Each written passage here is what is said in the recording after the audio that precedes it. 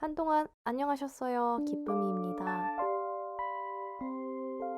오늘 소개드릴 한동인입니다. 법조인의 꿈을 안고 한동에 왔다가 경영과 상담 심리를 전공하여 졸업하신 1호 학번 김정우 학우님입니다. 현재는 MY 소셜 컴퍼니, 줄여서 미스크라고 하는 회사에서 1.5년 차 주니어로 재직 중이신데요. 이 미스크라고 하는 회사는 사회혁신 기업, 그러니까 컨설팅, 엑셀러레이팅, 임팩트 투자 등 뭔가 지속 가능한 사회 혁신을 위해 다양한 형태로 사업을 하고 있는 회사라고 해요. 매 순간 배움의 의미를 찾아가고 계신 정우학원님의 이야기 지금 시작합니다. 네, 안녕하세요. 저는 1호 학번 김정우라고 합니다. 저는 경영이랑 상담 심리를 전공했었고요. 저는 회사에서 별명이 샘물로 불리고 있는데 샘물같이 계속 샘솟아나는 사람이 되고 싶어하는 성장을 되게 좋아하는 그런 사람입니다. 네, 오늘 인터뷰하게 돼서 너무 반갑습니다. 지금 정우님은 되게 흥미로운 조직에서 일을 하고 계신 것 같아요. 제가 조금 리서치를 해보니까 정우님께서 일하시는 분야를 소셜 섹터라고 하더라고요. 저희는 미스크라고 하는 회사인데 풀네임은 Marry Your Social Company예요. 그래서 이 희년의 성경에 나와 있는 희년을 개념으로 해서 만들어진 회사인데 궁극적으로는 저희는 사회 양극화 문제를 해결하고 싶고 특별히 이제 비즈니스로 사회 문제 해결하는 여러 기업들을 돕는 그런 일들을 하고 있습니다. 그래서 저희는 예를 들어서 뭐 엑셀러레이팅이라고 하는 소셜 벤처들을 이제 육성을 해서 그 소셜 벤처를 키우고 궁극적으로 이제 투자까지 연결시키는 그런 엑셀러레이팅 프로그램들을 여러 개 운영하고 있고요. 그리고 이제 기업에서도 사회공헌 부서들도 있고 요즘에는 계속해서 어떻게 하면 더 사회에 좋은 영향을 끼칠 수 있을까? 우리 기업이 혁신할 수 있을까를 고민하는데 그런 기업들을 컨설팅하는 일들도 하고 있고 그리고 아까 말씀드린 그 엑셀레이팅 프로그램에 이어서 자연스럽게 임팩트 투자로 연결이 돼요. 단순히 우리가 재무적인 이익만 보고 회사를 투자하는 게 아니라 정말 그 회사가 사회에 어떤 영향을 미치고 있고 앞으로 더 어떤 잠재력을 가지고 있는지 그런 사회적인 가치를 정말 더 중요하게 보면서 투자를 이제 여러 회사들의 초기 기업들에게 투자를 하고 있습니다. 그리고 마지막으로는 저희가 디자인 띵킹이라고 하는 마인드셋을 바탕으로 일을 하고 있어요.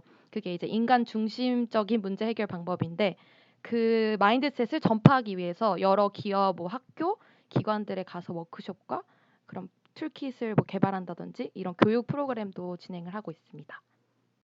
그러면 소셜 섹터, 그러니까 소셜 벤처라는 게 NGO랑 다른 거죠. 맞아요. 그래서 네, 스타트업은 다들 아실 텐데 그런 스타트업이라고 생각하면 되는데 단순히 그냥 돈만 버는 스타트업이 아니라 그게 어떻게든 그게 비즈니스 모델 자체든 아니면은 기업이 하는 그런 일들 통해서 간접적으로 영향을 미치든 궁극적으로 그런 사회적인 가치를 지향하면서 그 회사를 운영해 나간 스타트업을 소셜 벤처라고 합니다. 기본적으로 일반 회사와 똑같이 정말 돈을 버는 그런 시스템은 있는데 그 안에 이렇게 다 가치가 숨어져 있는 거죠. 예를 들어 간접적으로라도 뭐 발달 장애인분들을 같이 고용을 해서 같이 데이터를 분석하는 일들을 한다거나 아니면은 아예 해녀분들 제주도에 있는 해녀분들을 같이 이렇게 모셔서 공연을 하면서 그 모델 자체가 수익을 내는 막 소셜 다이닝 이렇게 다이닝 프로그램으로 제주도에 사람들 오면은 해녀분들의 스토리도 보고 음식도 먹고 이런 것도 있고 아니면 아예 탈북민 사업가분이 그 스타트업을 운영하는 그런 것도 있어요. 아예 그 대표님 자체가 사회적 가치를 이미 지니고 계시고 자기가 비슷한 탈북민들을 고용해서 정말 우리나라에 있는 탈북민들에게 일자리를 더 준다든지 그리고 뭐 플라스틱 문제를 해결한다든지 그, 그런 네, 여러 가지 종류의 소셜 벤처가 있는 것 같습니다. 분야마다. 네. 그러니까 좋은 일을 뭔가 지속 가능하게, 수익 지속 가능하게 하는 그런 산업이라고 이해하면 되겠네요. 제가 제대로 이해하는 게 맞나요? 네, 맞습니다. 1년 반 정도 미스크라는 기업에서 일을 하고 계신데 이 소셜 섹터 쪽으로 진로를 결정하게 된 계기가 있다면 무엇이고 그 결정을 하는데 영향을 준 것이 있다면 좀 진로를 되게 고민하는 많은 후배들, 취준생들분이 있을 것 같은데 생소할 수도 있는 분야라서 정우님 개인의 어떤 그런 이야기가 궁금해요. 저는 사실 한동대 처음 들어올 때는 법조인을 희망하고 있었어요. 그래서 그래서 오자마자 이제 UIL 기초 수업 그리고 법학 입문이라고 하나요? 한국법 기초 수업을 1학기 때 이제 들으면서 아, 내가 법조인의 길인가? 하면서 이제 수업을 들었는데 정말 우연히 그냥 호기심으로 제가 TEP라고 하는 수업을 들었거든요. 이제 ICT 창업학부에 있는 김재유 교수님이 가르치는 그런 문제 해결 프로젝트 같은 수업이었는데 이상하게 그냥 그게 재밌을 것 같아서 제가 1학년 2학기 때 도전을 했거든요. 그래서 그거를 들었는데 그 안에서 그때 이제 비즈니스를 배웠어요. 거기서 이제 디자인 띵킹이란 것도 가르쳐 주시고 직접 막 학교에 있는 사람들에게 막 설문조사도 하면서 그런 뭐 트렌드 소비자에 대한 이해부터 시작해서 그걸로 RPM이라고 하는 뭐 창업 경진대회도 나가고 그렇게 막 프로젝트를 막 밤새서 하는데 되게 좀 재밌고 아 내가 비즈니스를 좋아하는구나를 그때 처음 깨달았어요. 굳이 저는 예전에는 뭐 NGO도 생각했고 법조인도 생각했지만 아 정말 비즈니스로 내가 만들어낼 수 있는 가치가 많구나. 단순히 기부도 너무 좋지만 나는 조금 더 같은 돈이어도 더 선한 일에 가치 있게 한번 쓰고 싶다라는 생각이 그때 자연스럽게 들어서 이제 2학년 때 바로 경영으로 선택을 하게 됐고요. 그래서 그때 이후로 쭉 저는 제가 관심 가는 거를 계속 시도를 했던 것 같아요. 예를 들어서 2학년 때도 이제 텐트 메이커스라고 하는 비즈니스 선교학회 지금은 없어졌는데 그런 학회를 들어가면서 아, 어떻게 하면 내가 정말 비즈니스를 뭔가 진짜 하나님 나라를 위해 할 수 있을까? 선한 가치를 내면서 하는 비즈니스는 뭘까?라는 그런 호기심에 또 텐트 메이커스에 들어가서 거기서 이제 방학 때 중국이랑 베트남을 비즈니스 탐방을 하면서 선배님들이랑 같이 그런 막 시장 리서치도 해보고 거기 현지인 학생들이랑 만나서 막 설문조사도 하면서 막 비즈니스 모델도 고민해보고 이렇게 자연스럽게 조금씩 경험이 생겼던 것 같아요. 그래서 하면서 아 이게 되게 재밌고 나랑 적성이 맞네라는 생각을 계속 하면서 제 그거 사이클은 돌아간 것 같고요. 그래서 그렇게 하다 보니까 또 3학년 때 제가 이따가도 말하겠지만 연변에 기획회사 인턴을 또 관심이 가고 내가 경험을 쌓고 싶어서 하게 됐고 그 안에서 또 일을 배우면서 또 학교 돌아와서 내가 어떻게 하면 더 내 이 적성을 살리고 더 잘할 수 있을까 하면서 또 학회, 컬러즈라는 학회에 들어가서 그런 실무적인 프로젝트를 진행하면서 아 이것도 되게 재밌다, 잘 맞네 이렇게 조금씩 저에 대한 그런 데이터를 저도 모르게 쌓아갔던 것 같고 그러면서 이제 유기성 교수님도 만나고 했는데 제 마음속에는 항상 제가 비즈니스 선택한 이유는 어쨌든 나는 사회에 좋은 영향을 끼치고 싶은 거니까 그때는 소셜 섹터라고는 생각은 안 했지만 자연스럽게 그냥 제가 경영을 선택한 이유였던 것 같아요. 그래서 유기성 교수님이 같이 캄보디아에 가서 사회적 기업 컨설팅하는 프로젝트 같이 해보지 않을래라고 하셨을 때도 너무 자연스럽게 제 마음에서 너무 가고 싶어지는 거죠. 그래서 그런 것도 또 방학 때 가게 되고, 그래서 그게 하나하나씩 연결이 되다 보니까 결국에 취업을 준비할 때도 여러 고민들이 있었지만 그때 아 내가 마케팅도 재밌는 것 같은데 마케팅일까? 아 브랜딩일까? 아니면은 내가 정말 사회적 기업을 이렇게 도와주는 일일까? 그런 회사가 있을까? 막 이렇게 생각을 정말 막 학기에는 많은 고민이 있었는데 궁극적으로 이제 제가 관심 갖고 내가 정말 해왔던 일들을 돌아보니까 결국에 맞춰지는 게 미스크라는 회사였던 거예요. 그래서 사실 너무 고맙게도 제가 2학년 때 친구가 이 미스크라는 회사를 그때 우연히 알려줘서 그 회사를 바로 검색을 해봤어요. 그 검색을 해서 이제 홈페이지를 보는데 아 너무 그 와닿는 거예요. 비즈니스로 사회 혁신을 꿈꾼다고 써 있고 사회 양극화 문제를 해소한다고 하고 인간 중심적으로 문제를 해결한다라고 이렇게 홈페이지에 써 있는데 그때 이제 바로 페이스북으로 제가 팔로잉을 했죠. 그때부터 약간 계속 관심은 두고 있었어요.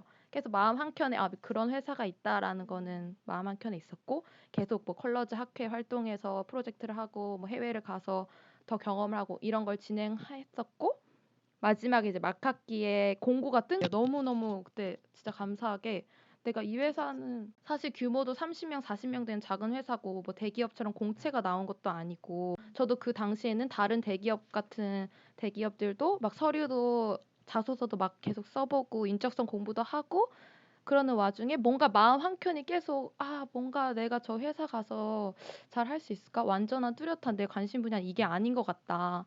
나는 패션, 유통 이 분야에 가서 내가 막 전문가가 될 마음보다는 계속해서 좀 사회 긍정적인 가치를 내는 그 기업에 일을 하고 싶다라는 생각이 계속 들었던 찰나에 이제 미스크 공고가 딱 난 거죠. 이제 전환형 인턴이었어요. 그래서 그거를 그때 바로 쓰기 시작해서 그때 기말고사 딱 시즌이었거든요.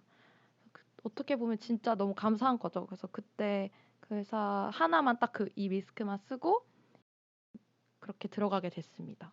그래서 제가 말하고 싶은 거는 제가 진로를 결정할 때 도움을 됐던 거는 정말 그 매 학기 내가 재밌고 호기심이 가는 일들을 시도했던 거, 그 마인드가 저한테는 가장 큰 도움을 줬던 것 같아요.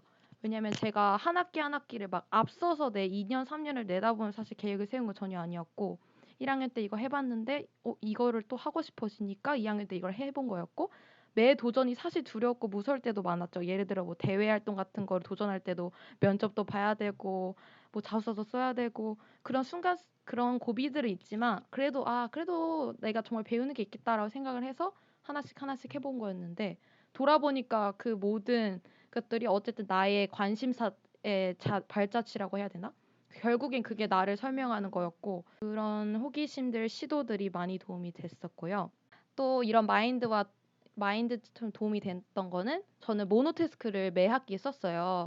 모노태스크라고 한동대 선배들이 만든 매일 기록하는 거를 저는 좋아하기도 했고 습관처럼도 했고 그래서 아침에 묵상한 거를 남기는 것도 했고 밤에 이제 자기 전에 정말 10분이라도 그만 끄적끄적 있는 거 내가 어떤 하루를 보냈고 나에 대해서 그냥 기록하는 그 모든 것들이 그냥 꾸준하게 쌓이면은 나중에 돌아봤을 때 고학년이 됐을 때든 취업을 준비할 때든 그게 자기에 대한 확신이 조금씩 생기는 것 같고요. 그리고 저는 학교에서 선배들 혹은 외부 연사 강연 같은 거를 관심 있는 건 정말 그냥 다 쫓아다니면서 들었던 것 같아요. 그래서 예를 들어 뭐 한동 교육개발원이라고 하나요? 거기서도 뭐 포렌마크라고 하는 교육회사 대표님들이 와서 뭐 진로에 대한 그런 나에 대한 의미를 찾는 방법이라든지 아니면 아예 제가 그 평소에 알아왔던 기업 대표님들이 와서 막 강연해줄 때 가서 들으면서 나는 무슨 일을 하고 싶어 하는 걸까? 계속 그런 생각을 했었던 것 같고 또 이제 막 학기 때는 그때는 가장 고민이 많은 시기니까 그때는 저는 사실 막 학기 때 도서관 가서 진로, 소명 이런 거에 대한 책도 엄청 많이 읽으면서 그냥 마음에 와닿는 문구들 보면서 계속 생각했고 엄청 썼어요. 그냥 거기서 쓰라고 해보는 것들을 다 써보고 그런 것도 너무 많이 도움이 됐던 것 같고요. 조금씩 왜냐면 자기가 뭐를 중요시하는 사람인지 그게 확신이 가야 하니까 내가 정말 직업을 고르는 기준, 직무를 고르는 기준 여러 개가 있는데 나는 나의 가치, 내가 우선시하는 그 가치는 뭐지를 끊임없이 책을 통해서 글을 통해서 이렇게 알아가니까 마지막에 내 결심에 더 자신감이 생기고 그래 나는 이런 가치 중요시하고 그동안도 그래 왔을 때 내가 좋았기 때문에 앞으로도 이런 회사를 선택하면 나는 정말 재밌게 할 수 있을 것 같아라는 확신이 들어서 부모님이 뭐 그런 모르는 회사를 가냐 막 그런 말을 했을 때도 그냥 꿋꿋하게 그래도 엄마 아빠 나는 이런 거를 하고 싶은 이유가 다 있다. 이렇게 설득을 할 수 있었던 것 같고. 그리고 마지막으로 실질적인 또 팁은 가고 싶은 회사나 직무나 자기가 존경하는 그런 사람이 있다면 계속 팔로우하고 어떻게든 문을 두드리는 건데요. 예를 들어서 제가 미스크를 알았을 때도 바로 페북에 들어가서 팔로잉을 하면서 소식을 계속 받았어요. 그래서 그 기업 대표님이 쓴 책도 다 사서 읽어보면서 이분은 어떤 생각을 가지고 있고 정말 내가 이 회사에 들어가는 게 맞을까 이런 고민도 했고 그리고 회사에서 또 저희는 주관하는 워크숍이 있었는데 거기도 이제 한번 갔어요. 그때 워크숍도 가서 이 회사에서 실질적으로 하고 있는 일들도 봤고 그때 또 우연히 만나게 된 한동 졸업생 선배가 있었어요. 미스크에 다니고 있는. 그래서 그 선배한테도 또 우연히 밥을 제가 또 얻어 먹으면서 더 기업 얘기도 들어보고 왜냐면 내가 진짜 몸담을 곳이니까 한 명이라도 컨택 포인트가 있다면 어떻게든 두드려 보는 게 좋을 것 같아요. 그래서 그랬을 때 좀 더 확신이 생기는 것 같습니다. 뭔가 일련의 그니까 학부 시절의 경험들 이제 맥락들을 보면서 내가 이런 걸 좋아했지 저런 걸 좋아했지 하면서 내가 어떤 걸 할 때 즐거워하고 내가 왜 이런 걸 했는지 생각해보면 내가 어떤 가치들을 중요시 여겨서 이런 것들을 했구나. 그리고 그런 것들이 좀 진로에 도움이 되셨다는 거. 그런 것들을 계속 팔로우업 하다 보니까 그런 연장선상으로 지금 정우님께서 계신 곳에 있게 된 거군요. 피가 되고 살이 되는 조언이 제가 다시 이런 2학년 때 이 정우님이 얘기하시는 거 들었으면 좋았겠다는 생각이 문득 들었는데요. 현재에 충실해야 되니까요. 그러면 얘기를 들으니까 그럼 정우님께서 그럼 지금 일을 하고 계신데 비즈니스를 통해 사회공헌을 하고 싶다라는 어떤 그런 마음을 가지시고 이제 일을 하고 계시는데 나의 이상과 가치는 있는데 정말 일을 하다 보면은 괴리가 있을 때도 있고 일을 하면서 좀 힘든 순간도 있을 것 같아요. 그럼 힘든 순간이 있다면 어떤 것이고 또 반대로 일을 하시면서 진짜 보람차다 이런 순간이 있다면은 네, 어떤 것들이 있을까요? 네, 사실 그쵸. 일이 진짜 쉽지만은 않은 것 같아요. 제가 힘든 순간들을 이제 생각해 보면서 썼는데 사실 제가 1년 차가 채 안 됐을 때 그게 작년 5월 정도였는데 그때 한번 엄청 크게 과부하가 왔어요.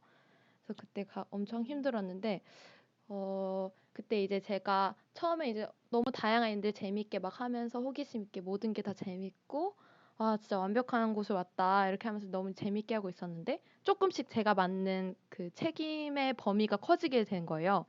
그러면서 제가 같이 일하고 있던 동료분이 있는데 그 동료분이 퇴사를 하게 됐고 제가 그 프로젝트 아예 메인을 맡아서 순간이 있었어요.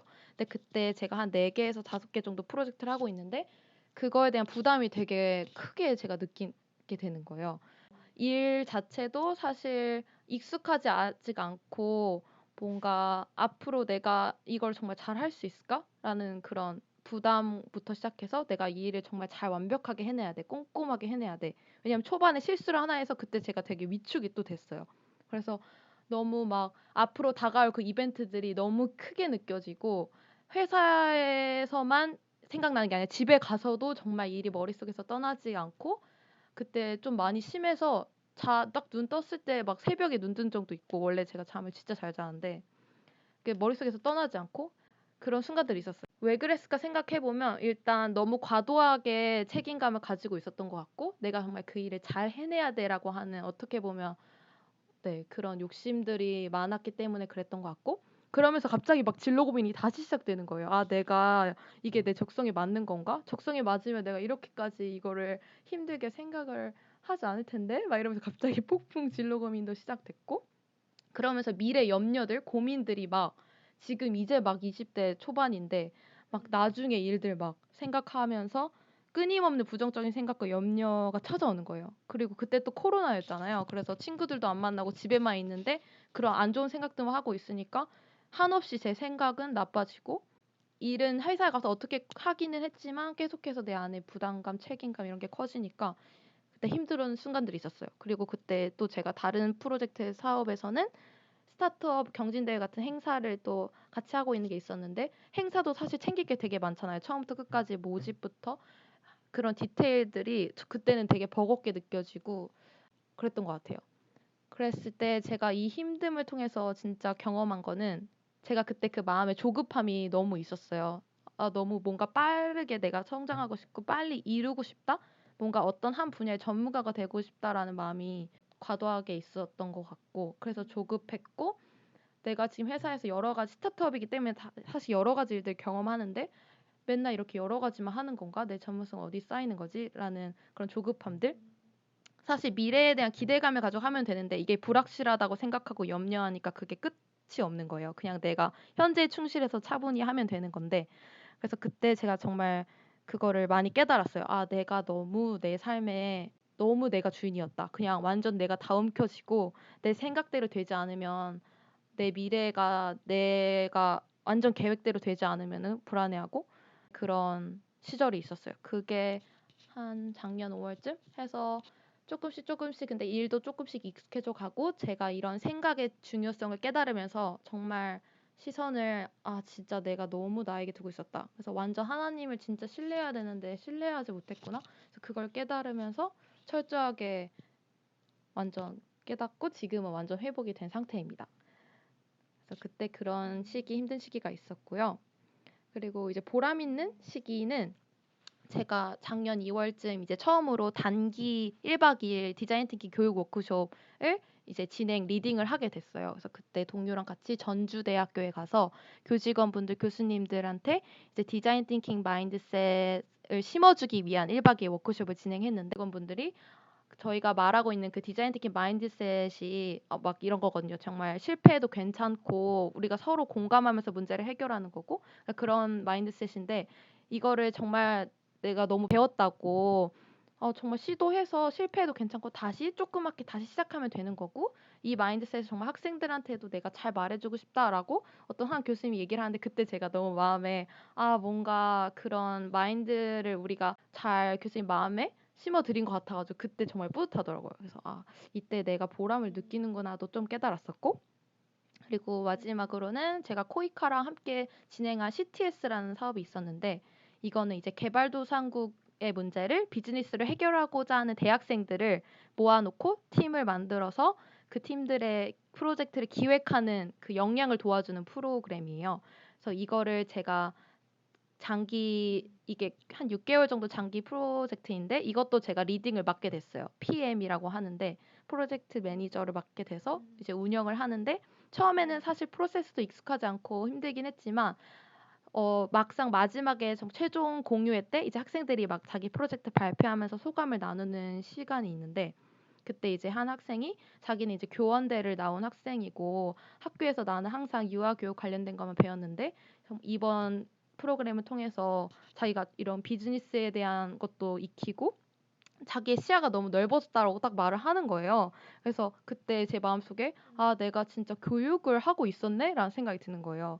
그래서 뭔가 네, 그래서 뭔가 학교에서도 알려주지 않았던 뭔가 비즈니스에 대한 거라든지 뭐 가설을 세우고 그거를 검증하면서 빠르게 막 프로토타입 만들어서 테스트를 한다든지 개발도상국 사람들이랑 화상 미팅 막 하면서 그 나라의 진짜 본질적인 문제가 뭔지 막 파헤쳐보는 그런 시간들이라든지 어쨌든 우리가 제공한 그런 프로그램을 통해서 학생들의 시야가 넓어졌고 내가 다음에 어떠한 일을 하고 싶은지 조금의 그런 힌트들이 생겼다는 이야기를 들었을 때 뭔가 너무 보람이 그때 있었어요. 그래서 앞으로도 나는 이런 일을 하고 싶다. 내가 비즈니스를 라는 영역에 있지만 궁극적으로 내가 원하는 거는 결국 그 사람들이 그 다음 스텝을 더 좋은 방향으로 나아가게 하는 거고 더 좋은 마인드셋을 갖게 하는 거고 그러다 보면 자연스럽게 그게 소셜 임팩트, 사회적 임팩트가 아닐까? 그런 생각이 들어서 앞으로도 제가 맡게 되는 프로젝트 속에서 정말 그 사람들한테 영향을 미치는 그런 일들을 하고 싶습니다. 누군가의 관점, 마인드세트 변화가 있다는 것을 느꼈을 때 가장 보람을 느끼신다는 거죠. 네. 어떻게 보면 사람의 생각이 잘 안 바뀌고 마인드세트도 안 바뀌는데 누군가에게 그런 어떤 다른 관점을 열어준다는 것 자체가 너무 보람된 일일 것 같아요. 프로그램을 통해서 자연스럽게 열게 될 수 있는 디자인을 가진 어떤 교육에 참여를 한다는 게 너무 보람된 일인 것 같네요. 이제 정우님께서 지금 걷고 계신 현재의 여정을 들으니까 이제 정우님 아까 좀 얘기해 주셨지만 학부 시절에 어떤 학생이었는지 좀 궁금해지는데요. 그 사전 이제 서베이에서 이런 문항을 드렸어요. 학부 시절로 돌아간다면 나는 괄호를 하겠다. 토요일에 북카페에 가서 책을 읽고 글을 쓰겠다라고 남겼는데요. 제가 막학기에 정말 고민 많을 때 그때 이제 학교 도서관에서도 읽었지만 그 양덕에 있는 클래식 북스라고 하는 북카페에 가서 책을 읽는데 그 순간 너무 좋은 거예요. 진짜 책을 통해서 얻는 게 너무 많고 지금 사실 직장이 돼서 자기 계발할 수 있는 게 진짜 책이거든요. 그래서 요즘에도 제가 책에 너무 흥미를 가지고 여러 개 이제 읽고 하고 있는데 진짜 책을 통해서 시야가 진짜 넓어지고 내가 배우고 싶은 게 더 생기고 그러는 거예요. 그래서 대학교 때 내가 조금 더 토요일 날 조금 더 시간을 빼가지고 책을 관심 있는 분야를 좀 깊게 읽어보고 그러면 자연스럽게 내 시야가 또 넓어지고 또 다음 책으로 날 이끌어주고 그렇게 사고가 계속 확장되니까 너무 좋을 것 같더라고요. 대학교 때부터 그렇게 꾸준히 해오면 졸업할 때 얼마나 더 내가 시야가 넓어질까라는 생각이 들었고 단순히 읽는 것에서 그치는 것이 아니라 저도 요새 연습하고 있는 부분이 쓰기거든요. 사실 인풋을 계속 하다 보니까 뭔가 내가 그냥 계속 생산자가 아니라 그냥 소비만 하고 있다는 생각도 조금은 들어서 요즘에 조금 하나를 읽더라도 천천히 읽고 쓰면서 읽고 그리고 내 글도 좀 더 써보려고 하고 이러는데 그 읽기와 쓰기를 둘 다 같이 계속 대학교 때부터 자기만의 스타일을 만들어 온다면 그 자체가 진짜 평생 쭉 유지될 자산이 아닐까 싶어요. 그래서 추천을 합니다.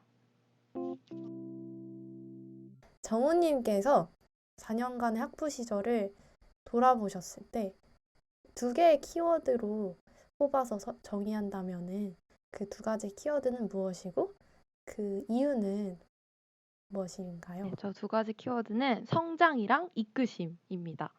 사실 저는 매 학기 매 학기 되돌아보니까 정말 많은 배움이 있었던 것 같아요.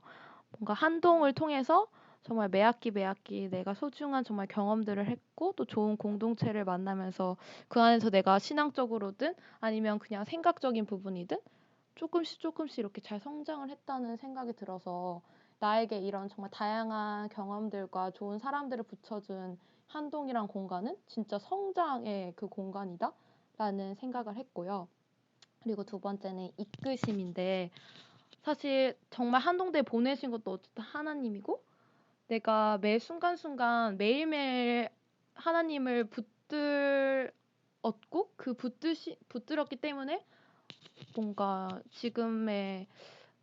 지금도 내가 하나님과 이런 관계를 유지할 수 있다는 생각이 드는 거예요. 정말 한동에서 하나님과의 그 친밀했던 경험, 그때 이제 기숙사에서 혼자 보내는 아침에 묵상하거나 뭐 저녁에 묵상하는 그런 시간들, 그 대학교 때부터 축적해온 그런 관계와 시간들이 지금의 저를 만든 것 같고, 진짜 하나님이 매 학기를 이끄셨다? 뒤돌아보니까 그런 생각이 들더라고요. 그래서 정말 대학교 때 그런 나를 성장시켜줬고 하나님의 이끄심을 경험하게 해줬던 곳이 한동이다라는 생각이 듭니다. 휴학을 한번 하셨네요. 그래서 그 휴학한 시간 동안에도 뭔가 많은 스토리가 있으실 것 같은데 그 휴학을 하신 이유는 왜 하셨고 휴학 기간 동안 어떤 거를 하셨는지. 이제 2학년 마치고 휴학을 했는데요. 휴학을 한 이유는 2학년 때 이제 경영을 공부하면서 뭔가 실무적인 경험을 쌓고 싶었어요. 그런 경영에서 배우는 지식도 물론 재밌었지만 실질적으로 해봐야 됐다는 생각이 들어서 막연하게 내가 실질적으로 배울 수 있었으면 좋겠다라는 생각하고 있었는데 그때 이제 룸메이트 언니가 연병 과기대로 교환학생 갔다 온 언니였거든요. 그래서 그 언니가 이번에 자기가 갔던 그 연변과기대 경영학과 교수님이 운영하고 있는 기획회사가 있는데 그 회사에서 인턴을 뽑는다더라. 그래서 한번 지원해봐라고 말을 해주는 거예요. 그래서 그때 너무 설렜죠. 왜냐면 저는 한동에 오자마자 이제 통일에 대한 마음을 또 마미노 교수님의 그런 한스트 강의를 통해서 받았고 그때 통일 아카데미 활동도 하고 하면서 북한에 대한 마음이 계속 생겼는데 뭔가 연변이라고 하니까 거기가 접경 지역이잖아요. 그래서 그 땅에 가면 또 어떨까? 하나님이 더 부어주신 마음이 클 것 같다라는 기대감도 있었고, 내가 실질적으로 기획회사에 가서 일도 해볼 수 있네. 너무 좋은 기회다라고 생각을 해서 그때 결정을 했고, 근데 처음에 부모님 반대를 하셨어요. 왜냐면 연변이고 사실 그때 그래서 조금 혼자 기도를 좀 많이 했어요. 뭔가 가고 싶은데 엄마 아빠 마음을 바꿔주세요. 이렇게 기도도 많이 하고 저 나름대로 확신도 있었고 엄마 아빠 내가 가서 중국어도 배울 거고 왜냐면 그때 비자를 받으려면은 아침마다 2-3시간씩 그 중국어 어학당을 다녀야 비자가 또 나왔었거든요. 그래서 그런 얘기도 하니까 또 부모님이 괜찮다고 하시더라고요. 그래서 그때 연변을 갔었습니다. 그래서 휴학해서 한 학기 동안 이제 인턴을 했는데 그때 연변에서의 시간이 저한테는 또 엄청난 터닝 포인트였어요. 사실 이렇게 낯선 땅에 혼자 가서 사는 건 저한테도 처음 경험하는 일이었고 그 낯선 곳에 혼자 떨어진다는 것 자체가 되게 한 걸음 더 뒤에서 그냥 내 삶을 조망하는 느낌이잖아요. 그래서 되게 독립적인 마음도 들었고 그때 하나님과의 관계가 진짜 친밀해졌던 것 같아요.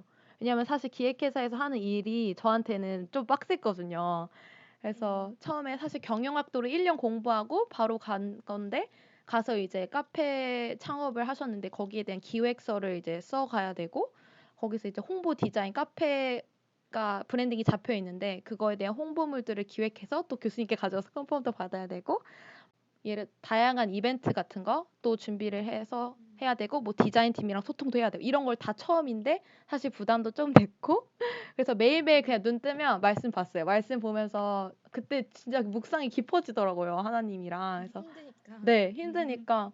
그래서 아, 하나님 이러면서 그때 말씀 큐티에 대한 그 습관이 그때 완전 제대로 생겼어요. 연변을 통해서 그 이후로 아, 이 시간이 너무 소중하고 너무 좋은 시간이구나를 많이 깨닫고 꾸준히 하게 됐는데 아무튼 그렇게 하나님과 관계도 깊어지고 거기가 진짜 황량해요. 그래서 회사를 막 이렇게 걸어가는데 막 광야를 지나며 찬양 들으면서 하나님과 나의 정말 그 대면하는 시간도 너무 좋게 많이 가졌고 그리고 그때 너무 감사하게 이제 연변 과기대로 교환학생을 온 언니들이 한 6명 정도 있었어요.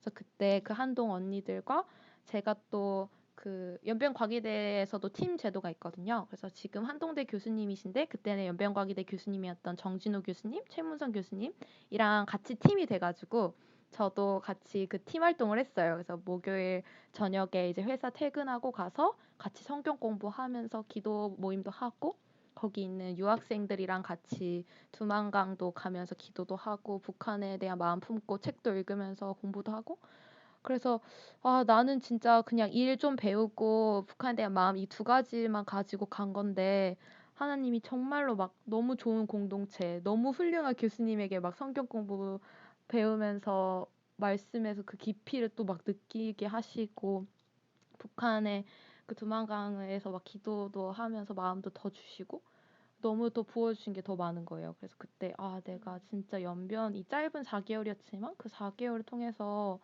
하나님이랑의 관계가 깊어진 게 너무 감사하고 한동에 딱 돌아왔을 때 나머지 그 2년 반이 또 너무 소중한 2년이 너무 소중하게 느껴지는 거예요. 그래서 아, 진짜 약간 리프레시도 됐고 아, 앞으로 정말 더 내가 해보고 싶은 거 열심히 하고 싶은 거 해봐야겠다라는 또 하나의 동기부여도 됐던 것 같아요.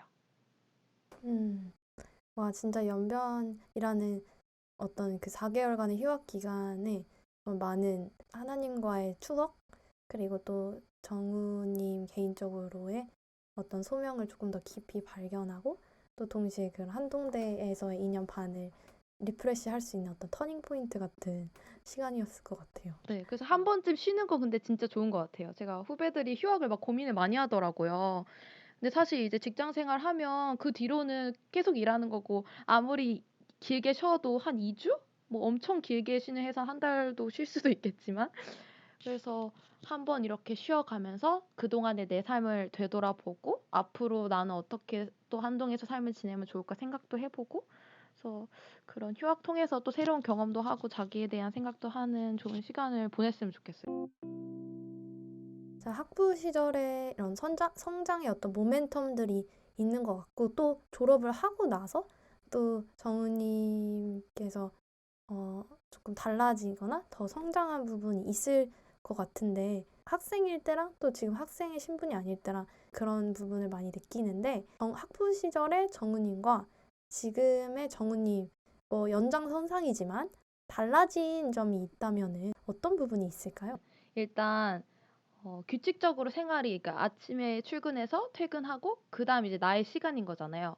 그리고 이게 막 왔다 갔다 하는 게 아니고 꾸준하게 그 내 삶의 패턴은 어쨌든 규칙적인 거니까 그 안에서 내가 일상에 좀 소소하지만 나를 위한 그 루틴을 만들고 있다는 거. 그리고 좀 더 자율감과 책임감이 생기는 것 같아요. 사실 왜냐하면 대학교 때는 일단 해야 되니까 뭔가 중간고사도 당연히 다가오고 기말도 다가오고 그리고 한 학기가 지나면 그다음 다음 학기가 자연스럽게 그냥 기다리고 있어서 그냥 그 흐름에 약간 나를 맡기는 그런 느낌이라면 직장 생활은 직장 다음에 뭔가가 없잖아요. 대학교 다음 직장인데 직장 다음에는 그냥 자기가 조금씩 개척해 나가는 것 같아요. 자기의 그 삶을 어떻게 보면 정말 많은 자율성이 있는 거고 또 책임감 내 인생에 내가 더 책임감도 생기는 거고 혼자 있는 그 시간들 자기에게 생긴 그 시간들을 잘 활용할 수 있으면은 직장 생활도 조금씩 더 보람이 있는 것 같습니다. 확실히 책 읽는 거나 뭐 관심 있는 주제에 대해서 더 찾아보거나 생각해 보는 거가 더 많아진 것 같아요. 대학교 때는 당장 눈앞에 있는 전공 공부랑 프로젝트 하기 바빠서 사실 쉽지는 않은데 그냥 지금은 전체가 다 나의 시간이기 때문에 제가 더 관심 있는 거를 더 깊이 볼 수도 있는 거고 다양한 걸 탐색해 볼 수도 있는 거고 해서 어떻게 보면 대학교 때보다 그런 건 좀 더 자유로운 것 같습니다. 정말 말씀해주신 대로 대학교 다음에 대학원을 갈 수도 있지만 근데 직장을 가는 경우에는 정말 그때부터는 자기가 얼마나 개척을 해나가느냐라는 고민을 하게 되면서 더 책임감도 자연스럽게 생기는 게 없지 않아 있는 것 같아요. 그리고 사실 그러니까 하나 더 말하고 싶은 게 제가 막학기 때 고민도 많고 이 직장을 선택했지만 막 명확히 정말 나의 적성에 100% 맞고 정말 딱 이거야라고 하는 건 진짜 그거는 아무도 없는 것 같고 제가 회사에서 존경하는 선배님한테 물어봐도 사실 막 완벽한 이상향이 있는 거는 아니라고 하시더라고요. 그 자기 일의 지도는 자기가 이렇게 만들어 가는 거고 지금 나도 자기가 이 일을 하고 있을지 몰랐다고 말하는 선배님들도 정말 많고 그거는 직장인 돼서 그냥 계속 고민해야 되는 것 같아요. 나에 대한 고민. 그래서 그건 다 자기가 순간순간 그냥 지금도 내가 하고 있는 경험을 통해서도 깨달은 거겠죠? 그래서 저는 너무 막 완벽한 어떤 이미 정해져 있는 무언가를 찾으려고 막 후배님들 그러지 않으셨으면 좋겠고 그걸 찾는 거는 웬만하면 쉽지는 않은 것 같아요. 하면서 자기도 깨닫는 것 같고 근데 그나마 이거 적중률을 높이려면 자기에 대한 이해와 경험을 통한 내가 뭘 더 소중하게 생각하고 나는 뭘 했을 때 그래도 좀 더 재밌는지 그러니까 이런 거를 조금씩 쌓아가면 그 적중률이 더 맞는다는 생각이 듭니다. 앞으로 정우님께서 하고 싶은 일, 뭐 도전하고 싶은 일, 뭐 꿈 이런 게 있다면 저는 요즘에 생각을 하면서 이게 약간 엄청 큰 얘기일 수는 있지만 궁극적으로 내가 진짜 하고 싶은 거는 하나님 사랑, 이웃 사랑. 이게 너무 저 요즘에 키워드거든요. 그러니까 하나님이 주신 가장 그 중요한 계명이 뭐냐고 물어봤을 때 예수님이 하나님 사랑, 이웃 사랑이라고 하셨는데 제가 진짜 내가 이웃 사랑 하고 있나? 들어봤을 때 뭔가 구체적으로 손에 잡히는 그런 게 사실 없는 거예요. 그냥 내 주변 사람들 빼고는. 그래서 앞으로 제 인생의 그냥 궁극적인 비전은 그거가 되고 싶어요. 진짜로 내가 하나님을 정말 사랑하고 내 이웃을 너무 사랑해서 그게 정말 삶에서 내가 어떤 일을 하든 거기서 만나는 사람들, 내 주변에 나와 연결된 친구들, 그 친구의 친구, 어떻게든 조금 더 그 사랑을 내가 실천하고 전하는 게 내가 가장 행복할 수 있는 길이다라는 걸 깨달았고 네. 그래서 그렇게 충만하게 제가 채워지면 사실 그런 성경에도 보면 열매가 맺힌다고 하잖아요. 그 성령 충만해지면 자연스럽게 제 삶에 그런 열매가 맺히고 제 성품이 그렇게 하나님과 닮아가는 걸 제가 계속 지향하면은 제가 하는 이 일들 속에 자연스럽게 제가 하고 싶었던 그 사람의 뭐 마인드셋을 변화시킨다든지 생각을 더 다르게 한다든지 결국에 내가 만들어내고 싶은 변화가 그거가 아닐까라는 생각이 들어서 큰 지향점은 그거인 것 같고 그리고 지금 이제 회사에서도 이제 올해도 또 다른 일을 또 맡게 될 것 같아요. 올해는 약간 뭐 제주도에 있는 ICT 기반의 스타트업들도 육성하는 프로그램도 하게 될 것 같고 이제 하나의 문제를 두고 여러 플레이어들, 여러 스타트업들이 모여서 해결하는 그런 프로젝트도 있는데 그런 일들 제가 하나하나 대할 때 더 이제 이렇게 몰입해서 하고 어떻게 하면 내가 조금 더 좋은 가치를 만들어갈 수 있을까? 이런 호기심을 계속 가지고 일을 하다 보면 또 찾아갈 수 있지 않을까라는 마음도 들고요. 그리고 제가 계속 통일의 마음이 있고 북한의 마음이 있어서 너무 감사하게도 지금 있는 회사도 거기에 대한 마음이 있어요. 그래서 리더십 분들 중에도 있고 저희 대표님도 그렇고 저희 회사가 투자한 기업 중에 이제 탈북민 대표님이 운영하는 회사도 있는데 조금씩 어떻게 해서든 제가 그런 비슷한 사업에 들어가고 싶다고 계속 말을 하거든요. 그래서 저번에는 실제로 이제 탈북민 그 대표님과 저와 또 저 디렉터님은 같이 멘토링도 하고 그런 시간들이 있었는데 아직은 전 너무 초보니까 내가 막 뭘 줄 수 있는 게 많지는 않지만 그런 내가 정말 착실하게 실력도 잘 쌓고 도움되는 사람이 돼서 내가 정말 하고 싶었던 그런 탈북민 분들이나 아니 요즘엔 다문화 가정도 조금씩 생각이 들더라고요. 엄마가 이제 학교 선생님이신데 반에도 실제로 다문화 아이들도 많아지는데 뭔가 어려움이 많다는 얘기를 또 들었을 때 내가 그런 친구들도 도와줄 수 있는 그런 영향력을 갖고 싶다라는 생각도 들어서 그게 어떤 방향일지 모르겠지만 어쨌든 지금 하고 있는 이 비즈니스 섹터에서 조금씩 더 성장하고 하다 보면 자연스럽게 또 도움도 줄 수 있지 않을까라는 그런 생각이 듭니다. 선배님은 또 이제 갓 졸업하셨기 때문에 또 선배님들도 많을 수 있겠지만 그래도 한동의 후배들 새섬도 하셨잖아요. 새내기 섬김이 그래서 또 더 이 질문이 애틋할 수도 있을 것 같은데 한동의 후배들이 꼭 알았으면 하고 말해주고 싶은 게 있다면은 어떤 거예요? 네, 저는 두 가지가 있는 것 같은데요. 첫 번째는 가장 중요한 건 진짜 하나님과의 친밀한 관계인 것 같아요. 이게 그냥 정말 이게 너무 제일 중요하고 이걸 통해서 모든 것이 다른 것들이 다 영향을 받는 그래서 가장 정말 베이스고 궁극적으로 내가 정말 가장 행복한 일이라는 거. 그래서 그 하나님과의 시간을 정말 아침에 10분이라도 그 기숙사에서 일어나서 그 책상에 스탠드 켜고 앉아서 정말 그 고요한 그 10분만이라도 이렇게 보내봤으면 좋겠어요. 그게 정말 삶을 변화시킬 것 같고 그게 가장 크고요.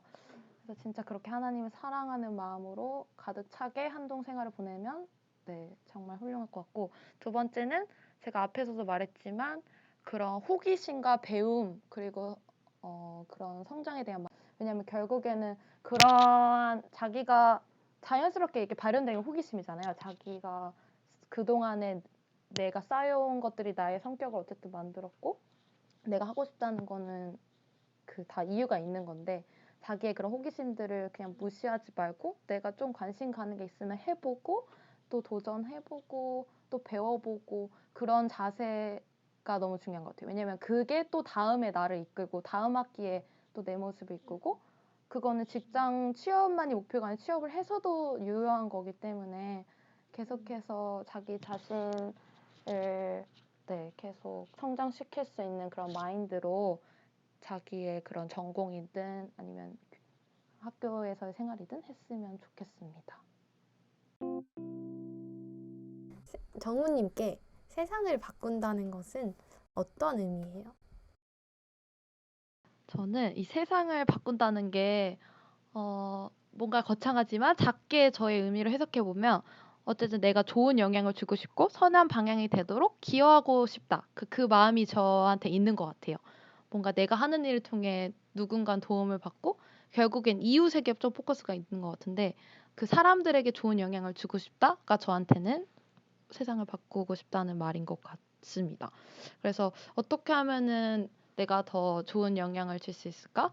나의 실력도 당연히 키워야겠고 그 안에서 내 정말 중심이 그냥 이게 막 내가 뭐 잘하고 싶은 그런 욕심인지 맨날 되돌아봐야 되는 것 같고 그렇지만 하나님이 어쨌든 정말 이 땅을 발딛게 살게 하시고 나에게 계속 지혜를 주시는 분도 하나님이고 내가 그거를 정말 하나님께 받은 거를 어떻게 하면 더 다른 사람들을 돕고 잘 쓸 수 있을까를 계속 생각하면은 그게 자연스럽게 선한 영향으로 흘러가지 않을까라는 생각을 하고 있어요. 그래서 네, 요새는 내가 이걸 위해서는 우선은 내가 먼저 충만해지고 내 안에 그런 열매가 많이 맺혔으면 좋겠다. 그럼 이걸 내가 정말 자연스럽게 전할 수 있지 않을까라는 생각을 가지고 있습니다. 요즘 시도해보는 게 있는 게 마무리 멘트를 해주실 수 있을까요? 한동안 와우. 안녕히 계세요 해주세요. 어떻게 하면 좋을까요? 한동안 안녕히 안녕히 계세요. 계세요.